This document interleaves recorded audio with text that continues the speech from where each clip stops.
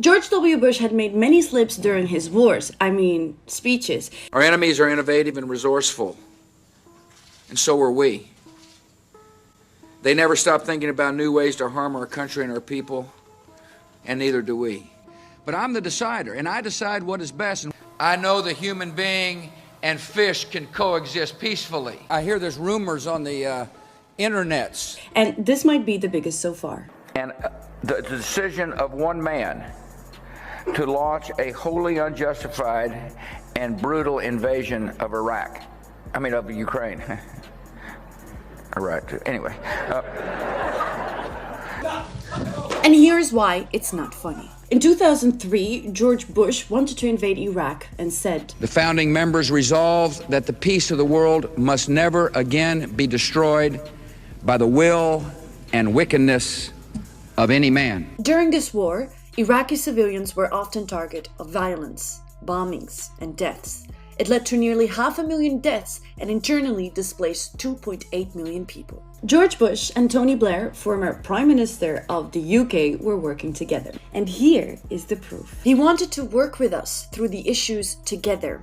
Whatever plan emerged, we had to ensure victory. We could not afford to fail. And he didn't know who would take Saddam's place if and when we toppled him. But he didn't much care. He was working on the assumption that anyone would be an improvement. When are you going to apologize for the million Iraqis that are dead because you lied? You lied about weapons of mass destruction. You lied about connections to 9/11. You lied about Iraq being a threat. You sent me to Iraq. You sent me to Iraq in 2003. My friends are dead. You killed 1 million people in Iraq. This war also resulted in no weapons of mass destruction being found. Former US President George W. Bush says he still feels sick when he thinks about Iraq and the fact that there were no weapons of mass destruction. The US invasion of Iraq led to the rise of IS armed group. Iraqis are still suffering from the consequences of this war. Back to the latest Bush blunder. And brutal invasion of of Ukraine. The war in Iraq was a big fat mistake, all right?